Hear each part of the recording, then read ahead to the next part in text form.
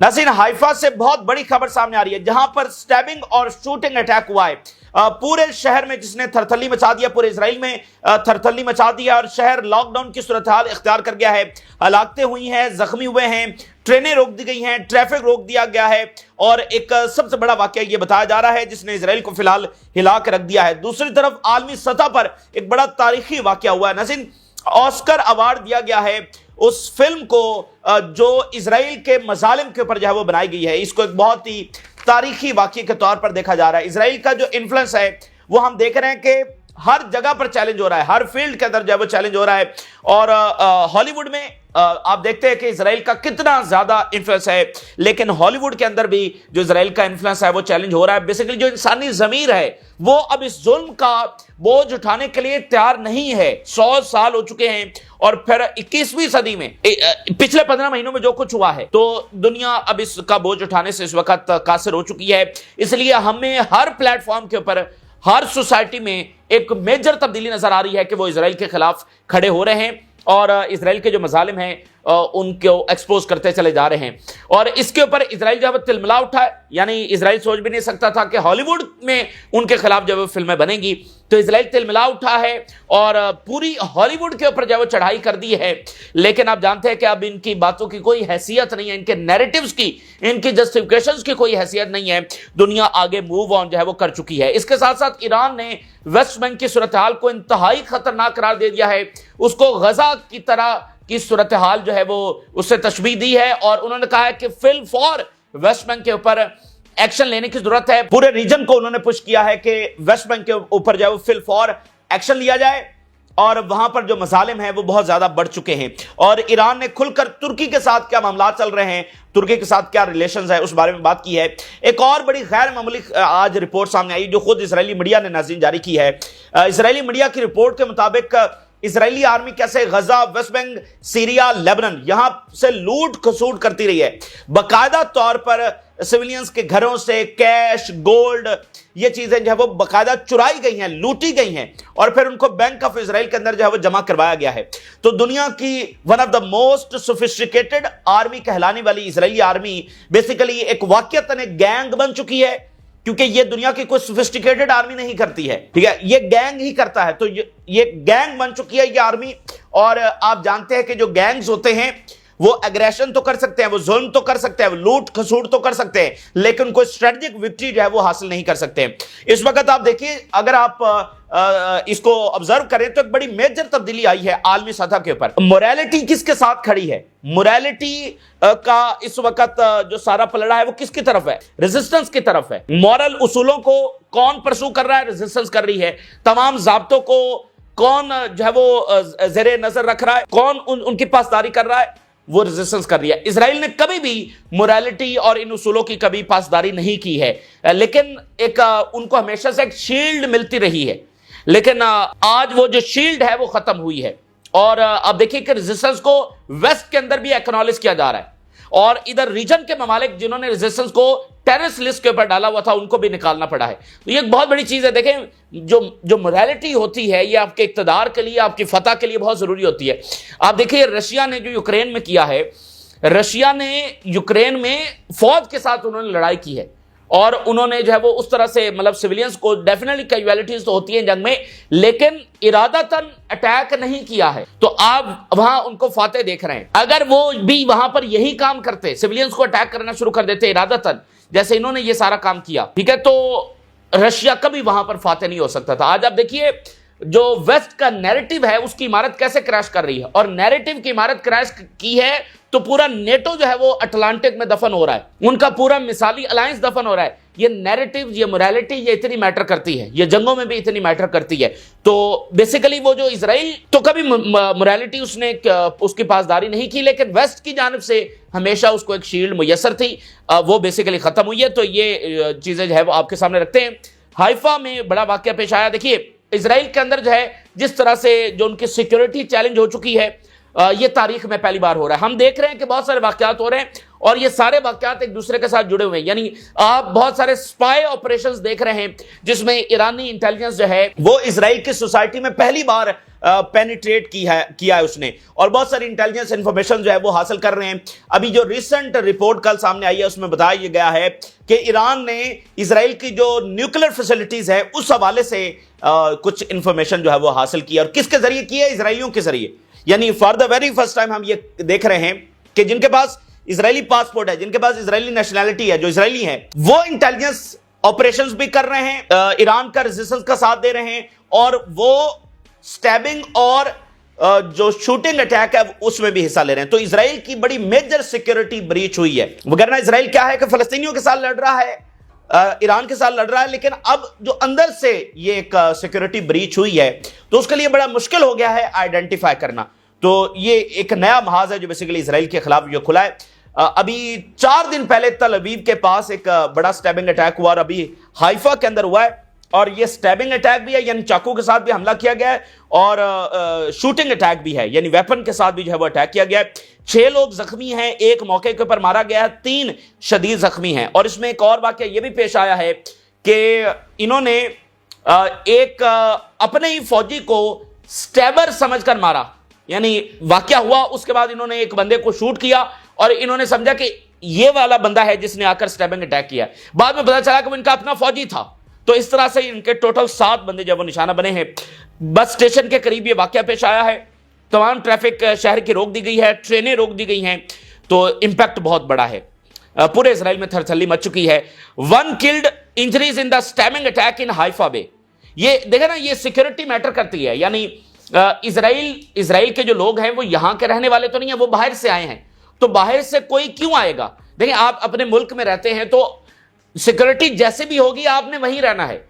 اگر کوئی یورپ میں رہتا ہے اور وہ کسی جگہ پر سیٹل ہونے کے لیے جا رہا ہے تو وہ سب سے پہلے کیا چیز دیکھے گا کہ مجھے وہاں پر سیکورٹی ملے گی, کیا مجھے وہاں پر روزگار ملے گا, یہ ساری چیزیں وہ دیکھے گا نا.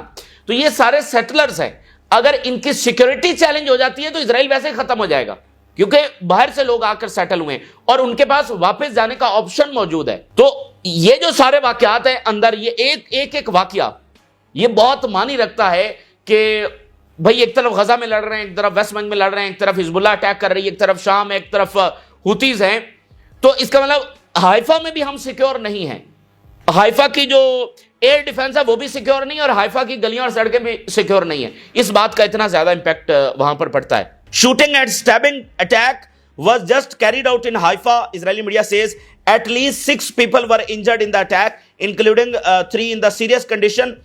And a double stabbing and shooting operation occurred in Haifa, with conflicting details emerging about the nature of the attack.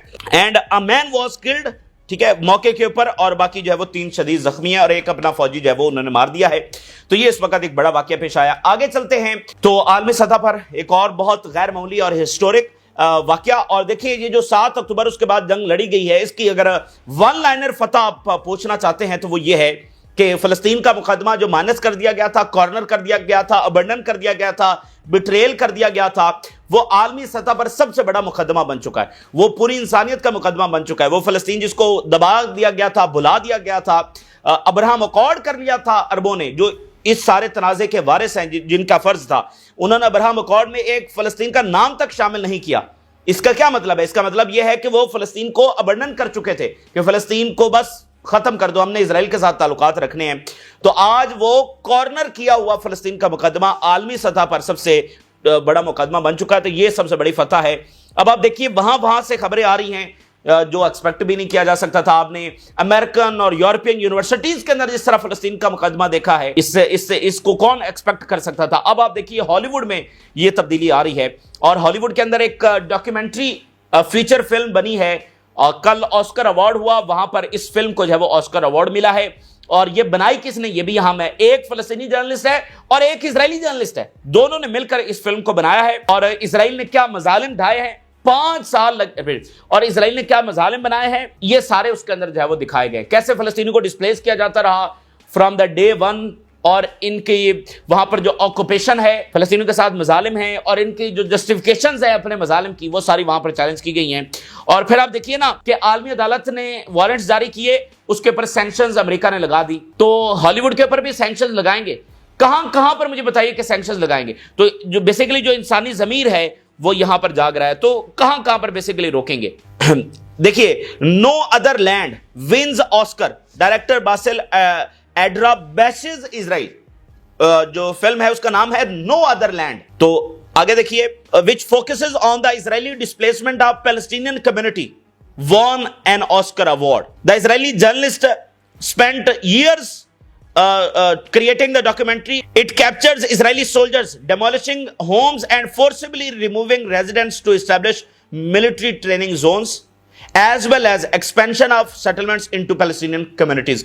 اور اس میں دکھایا گیا کہ کیسے جو اسرائیلی سولجرز ہیں وہ فلسطینیوں کا گھر گراتے ہیں, کیسے جو اپنی سیٹلمنٹس ہیں ان کو فلسطینی کمیونٹی کے اندر ایکسپینڈ کیا جاتا ہے, کیسے فلسطینیوں کو جو ہے وہ ڈسپلیس کیا جاتا ہے. اب اس کے اوپر شدید تکلیف جو ہے وہ ہوئی ہے اسرائیل کو, اور اسرائیل کا جو سٹیٹمنٹ آیا ہے, اسرائیلی culture minister, a sad moment for world cinema. ٹھیک ہے, اب بات یہ ہے کہ ان کا طریقہ واردات یہ ہے کہ یہ پوری باڈی کو کنٹروورشل کرنے کی کوشش کرتے ہیں. جیسے یونائٹڈ نیشن ہے, اس نے کوئی اقدام اٹھایا تو پوری باڈی کے اوپر سوالات اٹھا دیے, آئی سی سی نے اقدام اٹھایا, پوری باڈی کے اوپر سوالات اٹھا دیے. تو یہ ان کا طریقہ واردات ہے. لیکن آپ دیکھیے ان کے پاس کوئی بیانیہ نہیں ہے, اور ان کے جو سارے بیانیہ ہیں وہ چیلنج ہو چکے ہیں, اور انسانی ضمیر جو ہے وہ اس ظلم کو جو افورڈ کرنے کے لیے, اس کا بوجھ اٹھانے کے لیے, اس کو جسٹیفائی کرنے کے لیے تیار نہیں ہے, اس کو مزید شیلڈ دینے کے لیے تیار نہیں ہے. ہم ویسٹرن ضمیر کی بات کر رہے ہیں, اور اس وقت صرف اور صرف ٹرمپ انتظامیہ ہے جو کور دے رہی ہے, جو ان کے بیانیے کو مزید پرسو کر رہی ہے. لیکن اس بدلتی دنیا میں آپ اچھے طریقے سے آپ جان سکتے ہیں کہ یہاں اتحادیوں کے بدلنے میں, نیریٹیوز کے تباہ ہونے میں کتنا ٹائم لگتا ہے, کتنا ٹائم لگتا ہے ایک کشتی سے دوسری میں سوار ہونے میں. یوکرین کی مثال آپ کے سامنے ہے. تو یہ ایک تاریخ ہوگی جس دن امریکہ بھی اسرائیل کو ابنڈن کرے گا. آگے چلتے ہیں تو ایران کے حوالے سے کچھ غیر معمولی خبریں ہیں. ایران نے توجہ دلائی ہے کہ ویسٹ بینک میں جو کچھ ہو رہا ہے اس کو بالکل اگنور نہیں کیا جا سکتا. جیسے غزہ میں مظالم ہوئے ہیں, ویسٹ بینک میں اسی طرز کے اوپر ہو رہے ہیں, اسی انٹینشنز کے ساتھ ہو رہے ہیں. ویسٹ بینک کی صورتحال انتہائی ڈینجرس ہے, ہمیں فل فور ایکشن لینا ہوگا, ہم خاموشی کے ساتھ نہیں بیٹھ سکتے ہیں. اور انہوں نے پورے ریجن کو اس وقت جو ہے وہ اس حوالے سے پش کیا ہے. ہماری توجہ غزہ کے اوپر ہے, لیکن ویسٹ بینک میں مظالم ہو رہے ہیں اور اسی طرز کے اوپر ہو رہے ہیں, تو فوری ایکشن لینے کی ضرورت ہے. What is happening in the West Bank is very dangerous and no less dangerous than the situation in Gaza. بہت خطرناک ہے اور no less dangerous than Gaza. Gaza سے یہ کم خطرناک نہیں ہے جو ویسٹ بینک میں ہو رہا ہے. The Zionist entity has been using starvation as a tool to practice genocide against the Palestinians in recent months. جو ایک بڑی امپورٹنٹ بات انہوں نے جس کا اشارہ کیا ہے کہ اسرائیل کس طرح باقاعدہ انٹینشنز کے ساتھ سٹارویشن کو ایز اے ٹول استعمال کر رہا ہے. فاقوں کو جو سپلائی ہے کھانے کی اس کو بند کر کے. فاقے بھی دو طرح کے ہوتے ہیں نا, ایک یہ ہے کہ آپ کو ایک ٹائم کا ملتا ہے, ٹھیک ہے, یہ 2 ٹائم کا ملتا ہے, لیکن آپ پیٹ بھر کر وہ کھا لیتے ہیں. ایک فاقے اس طرح کے ہوتے ہیں کہ آپ کو جب بھی ملتا ہے, ایک تو ملتا کم ہے یعنی دن میں 1 ٹائم ملتا ہے, اور وہ بھی بہت تھوڑا سا ملتا ہے. یہ فاقوں کی 2 صورتحال ہے. تو یہ دونوں اس سے جو فلسطینی ہیں وہ اس سے گزر رہے ہیں. پھر ان کی میڈیکل کنڈیشنز آپ دیکھیے, پانی کے مسائل ہیں اور کھانا ان کا بند کیا جا رہا ہے. تو سٹارویشن پالیسی ہے جو فلسطینی پریزنرز ہیں ان کے ساتھ بھی, ویسٹ بینک کے بھی. غزہ میں آپ دیکھیے کہ ایڈ بند کر دی گئی ہے اور یہ رمضان کا مہینہ ہے, تو یہ انہوں نے نشاندہی کی ہے. اور ترکی کے حوالے سے انہوں نے کھل کر بات کی ہے. ترکی کے ساتھ جو ریلیشنز ہیں, انہوں نے کہا جی relations with Turkey are very important to us but we have differences in positions on some regional files. ترکی کے ساتھ ہمارے ریلیشنز بہت اہمیت کے حامل ہیں, ہم اس کو کسی طور پر خراب نہیں ہونے دیں گے, اس میں آگے بڑھیں گے. لیکن یہ بات درست ہے کہ ریجنل کچھ مسائل کے اوپر ہماری اختلافات ہے, اور ظاہری بات ہے کہ وہ سیریا کا مسئلہ ہے. اور لیبنن کے حوالے سے بھی انہوں نے بات کی ہے. وہ کہہ رہے ہیں our relations with Lebanon are good and we deal with bilateral files openly and through dialogues and this approach will continue. کیونکہ لیبنن اور ایران کے تعلقات بھی خراب کرنے کی کوشش کی گئی ہے, تو وہ کہہ رہے ہیں کہ لیبنن کے ساتھ بھی معاملات ہمارے جو وہ آگے بڑھ رہے ہیں. اب اسرائیل کے حوالے سے ایک اور شرمناک کارنامہ, ایک لمبی فہرست ہے اسرائیل کے شرمناک کارناموں کی, اور اسرائیلی میڈیا نے ایک اور کارنامہ جو ہے وہ جاری کیا, اور یہ اس بات کا ثبوت ہے کہ اسرائیلی آرمی دنیا کی کوئی سوفسٹیکیٹڈ آرمی نہیں ہے, یہ کوئی اسٹریٹجک وکٹری حاصل نہیں کر سکتی ہے. یہ ایک کرمنل گینگ ہے, اور کرمنل گینگ جو ہے وہ لوٹ کھسوٹ کر سکتے ہیں, ظلم کر سکتے ہیں, لیکن کوئی جنگ نہیں جیت سکتے ہیں. جنگ آپ کو, جیسے آپ دیکھیں نا حزب اللہ ایک سوفسٹیکیٹڈ آرمی کے طور پر سامنے آئی ہے. حماس ایک سوفسٹیکیٹڈ آرمی کے طور پر سامنے آئی ہے. مطلب ان کی ٹریننگ، ان کی ٹیکنالوجی، ان کی اسٹریٹجی، مطلب آپ ایک آرمی کے طور پر بیہیو کرتے ہیں. ٹھیک ہے، لیکن اسرائیلی جو آرمی ہے، ٹھیک ہے، وہ ایک آرمی بھی نہیں رہی ہے. ٹھیک ہے نا، ایک تو ان کے مظالم ہے، اس سے ہٹ کر وہ ایک سوفسٹیکیٹڈ آرمی ہوتی ہے نا، جیسے امریکہ ہے، جیسے رشیا ہے، چائنا، ایک سوفسٹیکیٹڈ آرمی ہے. ڈسپلن اور رولز اور یہ ساری چیزیں، جیسے حزب اللہ آپ کے سامنے ایک بڑی زبردست آرمی بن کر ابھری ہے. تو اسرائیلی آرمی ایک گینگ کی صورتحال اختیار کر گئی ہے، اور گینگ جو ہے وہ جنگیں نہیں جیتے ہوتے. اب انہوں نے بتایا ہے کہ کیسے اسرائیل نے غزہ، ویسٹ بینک، سیریا، لیبنن، جہاں جہاں پر ان کی فوج گئی ہے، لوٹ کھسوٹ کی ہے باقاعدہ طور پر. ٹھیک ہے، اور وہاں سے جو سویلینز کے گھروں میں گھس کر جو ان کی جمع پونجی ہے وہ چرائی گئی ہے، ان کی تجوریوں سے پیسے نکالے گئے ہیں، گولڈ چرایا گیا. پیسے اور گولڈ انہوں نے زیادہ وہاں سے چاروں، سیریا میں بھی، لیبنن میں بھی، غزہ میں بھی اور ویسٹ بنگال. آپ ذرا اندازہ کریے دنیا کی کون سی فوج جب اس طرح سے کرتی ہے، اور جب کوئی فوج اس حرکتوں کے اوپر اتر آتی ہے تو آپ سمجھ لیں کہ بیسیکلی وہ اپنے انجام کی طرف بڑھ رہے ہیں. Israeli occupied forces looted cash and gold from Gaza, Lebanon and Syria. Israeli military, اچھا باقاعدہ یونٹ بنایا ہوا تھا، باقاعدہ ایک یونٹ اس کام کے لیے انہوں نے بنایا ہوا تھا جس کا نام ہی لوٹ یونٹ رکھا ہوا تھا. has plundered substantial amounts of weaponry, cash and gold since the onset of wars and aggression on Gaza, Lebanon and Syria. The unit, which comprises approximately 500 members with 2400 soldiers, involved in looting, stole mountains of cash. 500 members تھے جس میں 2407 فوجی ملائے ہوئے تھے، total یہ بنتے ہیں 2900، اور اتنا کیش انہوں نے لوٹا ہے کہ ماؤنٹین آف کیش، یعنی جیسے پہاڑ لگ جائیں اتنا کیش انہوں نے چرایا ہے چاروں جگہوں سے، اور بینک آف اسرائیل کے اندر پھر اس کو جمع کروایا گیا ہے. اور پھر سیریا سے ان کو پھر اسلحہ بھی ملا ہے، کیونکہ فال آف اساد کے بعد جو ویپن تھے مختلف جگہوں سے وہ انہوں نے چرائے ہیں. They seized T-55 tanks, anti-tank missiles and large amounts of ammunition. یہ سیریا سے انہوں نے ساتھ جو ہے وہ اسلحہ بھی چرایا ہے. تو ایک اور بات آپ اس پہ غور کریے، تو مجھے بتائیے کہ جو یہ کام کر رہے تھے، لوٹ کھسوٹ کر رہے تھے، کیا یہ وہاں پر معاہدہ کرنے کے لیے گئے ہوئے تھے؟ تو یہ قبضے کرنے کے لیے گئے ہوئے تھے. تو اس سے آپ اندازہ لگا سکتے ہیں کہ ریزسٹنس کن باطل طاقتوں کے ساتھ لڑی ہے جو دنیا کی کسی موریلٹی، کسی اصول کو نہیں مانتے ہیں. کسی ایسی فوج کے ساتھ لڑنا کوئی آسان کام نہیں ہوتا. دنیا کے یہ سب سے بڑی باطل طاقتیں ان کے ساتھ ریزسٹنس، اور پھر ان کو بھگایا اپنی لینڈ سے. یہ کوئی آسان کام نہیں ہے جو انہوں نے کیا ہے. اسی لیے ہم کہہ رہے ہیں کہ اسرائیل کی بنیادیں ہل چکی، آپ دیکھ رہے ہیں. آخر میں کچھ اور امپورٹنٹ چیزیں آپ کے سامنے رکھتے ہیں. فیوچر آف دا وار کو سمجھنے کے لیے اندر کیا چیزیں چل رہی ہیں، اسرائیل کی انٹینشنز کیا ہیں، رکاوٹ کیا اسرائیل کو آ رہی ہے، ایسٹیمیٹ اسرائیل میں کیا ہے. جیوش انسائڈر ایک بڑا گروپ ہے، امریکہ میں یہ آپریٹ کرتا ہے. اس کی ملاقات ریپبلکنز کے ساتھ ہوئی ہے، اور وہاں پر جو باتیں سامنے آئی ہیں وہ ہم آپ کے سامنے رکھنے چاہتے ہیں. جیوش انسائڈر مل رہا ہے ریپبلکنز کے ساتھ. 6 ہیڈ لائنز میں آپ کے سامنے رکھتا ہوں، پوری صورتحال آپ کو انڈرسٹینڈ اس حوالے سے امپورٹنٹ ہوگی. نیتنیاہو is facing political pressure that prevents him from returning to the fight. وہ بتا یہ رہے ہیں کہ بہت زیادہ جو نیتنیاہو کو مسئلہ آ رہا ہے وہ پولیٹیکل پریشر ہے. اب یہ دیکھیں وہ بات ریالٹی کے ساتھ ثابت ہو رہی ہے کہ اسرائیل میں سارا اسرائیل اس بات کے اوپر متفق نہیں ہے جنگ چھیڑنے کے لیے، اور وجہ صرف یہ ہے ان کو فلسطینیوں سے ہمدردی نہیں ہے. وہ یہ سمجھتے ہیں کہ اگر نئی جنگ چھیڑی تو اسرائیل کے لیے مکمل مزید تباہی ہوگی. تو نیتنیاہو کو سب سے بڑا مسئلہ ایک پولیٹیکل پریشر کا آ رہا ہے. پولیٹیکل ایلیٹ وہاں پر لڑ رہی ہے، سیکورٹی اسٹیبلشمنٹ بھی ساتھ نہیں ہے، ڈویژن ہے، تو اس وجہ سے وہ جنگ نہیں چھیڑ پا رہا ہے. Hostages and tunnel system under Gaza complicate Israel's military calculations. 2 چیزوں میں ان کو بہت مسئلہ آ رہا ہے. ایک تو ریزسٹنس کے پاس ان کے قیدی ہیں، اور دوسرا جو ٹنلز ہیں وہ ایک بہت ڈیسائیڈنگ فیکٹر ثابت ہو رہے ہیں. Prisoners in Gaza in Israel's priority, then eliminating Hezbollah in the medium term. سب سے پہلے اسرائیل کی اسٹریٹجی یہ ہے کہ وہ قیدی اپنے چھڑوا لے، پھر غزہ کے اوپر حملہ کرے، اور پھر کہیں مین وائل جب وہ حزب اللہ کے اوپر بھی حملہ کر دے اور حزب اللہ کو ختم کرے. یعنی اسرائیل حزب اللہ کو ختم کرنا چاہتا ہے. اور یہ وہی بات ہے جو ہم پہلے آپ کے سامنے رکھ چکے ہیں کہ فلسطینی ریاست کو ٹالنے کا اسرائیل کے پاس اب وہی طریقہ وہ استعمال کر رہے ہیں کہ ایبسلیوٹ وکٹری. اور ایبسلیوٹ وکٹری کیا ہے؟ پورے ریجن کے اوپر فتح، جس میں ریزسٹنس کا مکمل خاتمہ، ایرانی اسلامک رجیم کا مکمل خاتمہ، اور پورے ریجن کے اوپر اپنی ہیجمنی، اپنے غلبے کو دوبارہ حاصل کرنا. تو اس میں ظاہری بات ہے حزب اللہ کا خاتمہ بھی ہے. Syria poses most waxing challenge to Israel in the near terms. ये बात बड़ी अब ज्यादा सामने आ रही है, बार बार इसराइल से सामने आ रही है कि सीरिया से वो बहुत ज्यादा खतरा महसूस कर रहे हैं। अब वैसे अहमद शरा वहां पर शिरकत भी कर रहे हैं, देखते हैं कि वो क्या बात करते हैं, लेकिन वो बार बार इस बात का इजहार कर रहे हैं और वो कह रहे हैं कि उनको सीरिया से बहुत ज्यादा खतरा है। और आप देख रहे हैं कि नेतन्याहू ने अपना मिलिट्री एडवाइजर प्यूटन के साथ भी उसके पास भेजा है वाशिंगटन को। वो कह रहा है कि रशियन प्रेजेंस यहां पर रखी जाए टर्की को कंटेन करने के लिए, जो कि फजूल सी बात है। और टर्की को कोई कंटेन रशिया नहीं करने वाला, ना कर सकता है, ना उसका कोई इरादा है और ना उसकी कोई ऐसी पॉलिसी है। ये सिर्फ रशिया को अपने साथ मिलाना चाहते हैं और अमेरिका के लिए भी लॉबिंग कर रहे हैं कि अमेरिकन फोर्सेज जो है वो सीरिया के अंदर रहें, हालांकि ट्रंप उसको निकालना चाहता है। तो वो कह रहे हैं सीरिया से एक ना एक दिन हमारे ऊपर हमला होगा।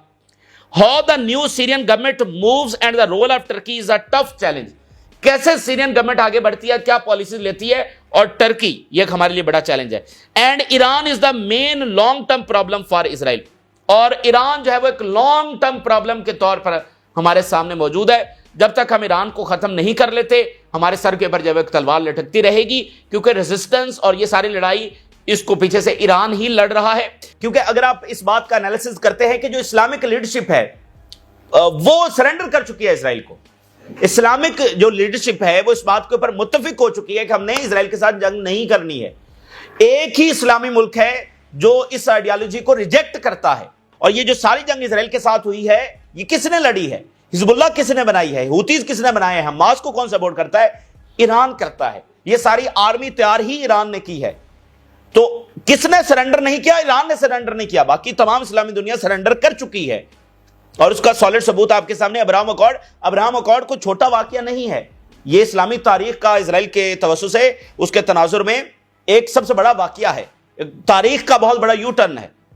तो इस्लामी दुनिया सरेंडर कर चुकी थी इसराइल को और कोई जंग का वो इरादा नहीं रखती थी। ये तो ईरान था कि जिसने कभी इस आइडियोलॉजी को पीछे नहीं छोड़ा। तो इसलिए वो समझते हैं कि ईरान उनके लिए सबसे बड़ा चैलेंज है, क्योंकि वो समझते हैं बाकी पूरी इस्लामी दुनिया को उन्होंने न्यूट्रलाइज कर दिया है। अगर किसी को न्यूट्रलाइज नहीं किया जा सका तो इस्लामिक रिजीम ऑफ ईरान है।